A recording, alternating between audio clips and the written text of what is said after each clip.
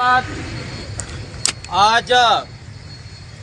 बड़े लंबे संघर्ष के बाद ये आज चौथा दिन धरना हमारा चला, विधिवत रूप से शांतिवादी पूर्ण से। और मैं ज्यादा भाषण करना तो नहीं चाहूंगा, लगातार 4 दिन से बोल ही रहे मेरे भाई अनुतोष भाई ने बताया। और हमारे 15 सूत्रों की जो मांगे थी, इन मांगों में से 2-3 मांगे ऐसी थी जो मुख्य मांग थी। कहीं न कहीं सरकार पीछे हट रही थी, प्रशासन कई दबाव में था, इस मांगों को माना नहीं जा रहा था। लेकिन आप सबके संघर्ष और आप सबका ये धरना जारी रहा, आपकी ताकत से हमारी ये मांगे मानी गई। और ये मांगे मैं आपके सामने सार्वजनिक करूंगा। ये लेट इसलिए हुआ कि प्रशासन भी हमें बोल रहा था कि मौखिक रूप से आप घोषणा करो, लेकिन हमने कह दिया हम लोग मौखिक रूप से घोषणा नहीं करेंगे, लिखित रूप में हमको दीजिए। इसलिए आज जो दौड़ा की बड़ी घटनाक्रम हुआ है, वो किस हिसाब से हुआ है उसको लेकर आप सबको दुख है। जब 3 दिन पहले हम दौड़ा थाने के सामने धरने पे बैठे थे, उस समय चाहे वार्ड पंच जनप्रतिनिधि हो, चाहे सरपंच हो, चाहे डेलीगेट हो, चाहे समाज सेवी हो, चाहे किसी भी संगठन का हो, चाहे किसी भी पार्टी का हो, वो दिल की आवाज से बोल रहा था कि इस थाने के अंदर ये सीआई इतना लापरवाह है, ये कांस्टेबल इतना लापरवाह है, ये एएसआई इतना लापरवाह है, ये खुलेआम बोल रहे थे। और हमारी सबकी मांग एक ही थी कि वो पूरा का पूरा थाने के अंदर जो कर्मचारी दोषी है उसको बर्खास्त किया जाए। लेकिन कोई नियम प्रक्रिया के आधार पे हमारी मांगे मानी है और हम लास्ट तक लड़ाई लड़ेंगे भी सही। मैं प्रशासन को भी कहना चाहूंगा, विधायक होने के नाते मैं बर्दाश्त नहीं करूंगा, बर्खास्त करने की क्षमता रखेंगे हम, ये बताना चाहूंगा।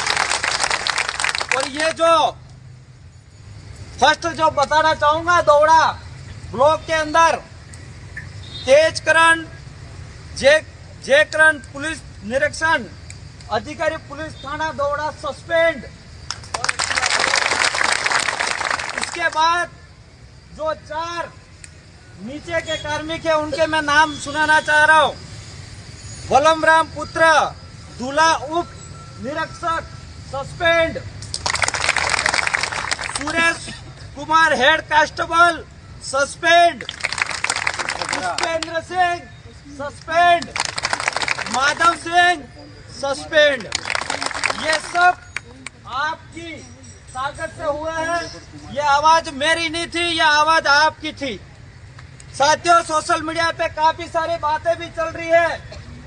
ये विशेष जाति से विधायक टारगेट कर रहा है, लेकिन मेरा भाई भी होगा तो भी मैं नहीं छोड़ूंगा इसे।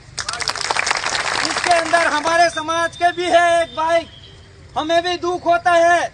लेकिन ये पुलिसकर्मी जब उनके पास वर्दी होती है और हाथ में लाठी होती है, बिना गलती से सिंघम के रूप में काम करते हैं, वो हमें दुख होता है। इसलिए हम आपको साथ नहीं दे सकते। हम जनप्रतिनिधि है, हम समाज के आम व्यक्ति नागरिक के नौकर है। आप लोगों ने हमको जिताया है, आप जैसा बोलोगे ऐसा ही काम करेंगे हम। इसलिए हम इसमें किसी भी प्रकार से समझौता नहीं करेंगे। रही बात जो कल एक मुकदमा दर्ज करने के लिए एसपी साहब को रिपोर्ट दी थी, उसको भी मैं बताना चाहूंगा। जो दिलीप आहारी के हत्यारों और गिरफ्तार करने की सजा दिलाने के लिए संबंध में दिया था, तो वो भी रिपोर्ट दर्ज होगी है और इसकी भी कॉपी दी गई। साथियों, इसके अलावा एक अपनी मांग थी कि सरकारी नौकरी, वो जो हमारा परिवार है, दिलीप भाई परिवार के पिताजी 10वीं फेल है और उनकी एक बहन है, वो जीएनएम नर्सिंग कर रही है, शायद 3rd ईयर चल रही है। और एक छोटा भाई है, उनका गोविंद भाई है, 12वीं में पढ़ रहा है और इसकी 17 साल की एज है, लेकिन अभी वर्तमान एज जो भाई हमारे दिलीप भाई के पिताजी जो जीवराज जी को एक संविदा कर्मी सरकारी नौकरी जो रघुनाथपुरा गांव के अंदर हॉस्टल है, इसके अंदर नौकरी दी गई है। इसके अलावा 2 महीने के बाद 1 साल के बाद एक माहवाड़ी जो उनका बच्चा है उनको दी जाए। ये दोनों है।